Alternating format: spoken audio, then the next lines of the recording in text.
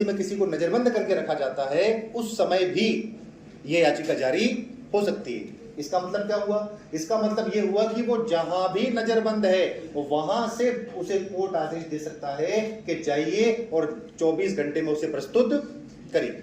पर अगर मान लो पुलिस ने कहा कि जिसको नजरबंद किया है वो व्यक्ति बहुत खतरनाक है, उसको लाना संभव नहीं है, तो कोर्ट कहेगा कोई बात नहीं, उसके माध्यम से वो जिस व्यक्ति का कहे उस व्यक्ति को प्रस्तुत करो, पर प्रस्तुत किया जाना चाहिए। और ये क्यों है? ताकि निवारक नजरबंदी अधिनियम का मिसयूज नहीं होना।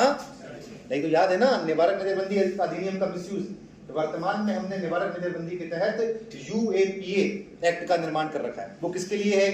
ड्रग्स स्मगलर्स के लिए, अपराधियों के लिए। ये तो ठीक है, पर जरा सोचिए इमरजेंसी के टाइम क्या हुआ था। निवारक नजरबंदी के बेस पर मीसा बनाया गया था, maintenance of internal security act, और मीसा के नाम पर उन सबको गिरफ्तार कर लिया गया जो भले ही अपराधी नहीं थे। भाई लाल कृष्ण आडवाणी हुए, प्रमोद महाजन हुए, ठीक है, या फिर आप कहेंगे अटल बिहारी वाजपेयी हुए, या फिर जयप्रकाश नारायण हुए। ये कोई क्या अपराधी थे क्या?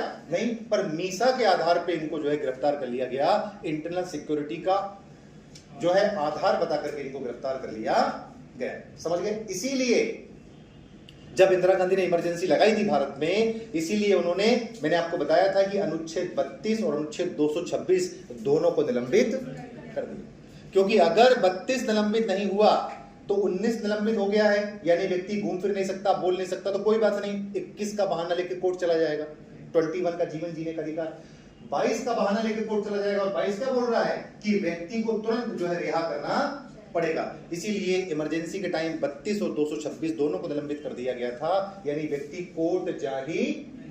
और जैसे जैसे आप आगे बढ़ते जा रहे हैं, सुनते जाइएगा, जैसे जैसे आप आगे बढ़ते जा रहे हैं, सारे फंडामेंटल राइट्स के आर्टिकल आपस में एक दूसरे से कनेक्ट होते जाएंगे। बस आपको रिवीजन भर करते रहना है। और आप देखिएगा कि जब आप कोई आंसर लिखेंगे तो उस आंसर में लगभग एक से अधिक आर्टिकल्स का समावेश होता हुआ आपको नजर आएगा। और आपको करना भी है, ये आपको करना भी है, क्योंकि मूल अधिकार एक भाग है, अनुच्छेद अलग अलग तो इसलिए किए हैं ताकि पढ़ने में आपको कोई समस्या ना हो। चलिए आगे बढ़ाएंगे बात को। नेक्स्ट